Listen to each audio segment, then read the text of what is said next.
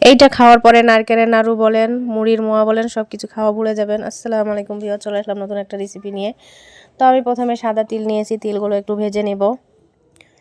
তিলগুলো একটু নেড়ে চেড়ে ব্রাউন কালার করে ভেজে নিব।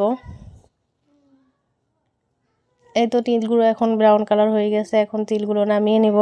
তিলগুলো নামিয়ে নিয়ে এখন কড়াইয়ের মধ্যে দিয়ে দিলাম আমি খেজুরের গুড়। আপনারা এখানে চিনিও ব্যবহার করতে পারেন, চিনির শিরা করে। তো আমি গুড়গুলো যখন গলে গেছে তখন এখানে ভাজা তিলগুলো দিয়ে নেড়ে চেড়ে নেব কিছুক্ষণ নেড়ে চেড়ে নেওয়ার পরে এটা যখন আঠালো হয়ে যাবে তখন নামিয়ে নেব।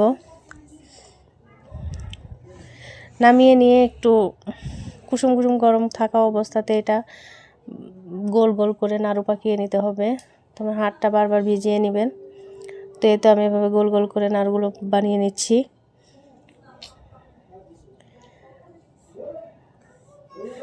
তো এখন নাড়ুগুলো বানানো শেষ।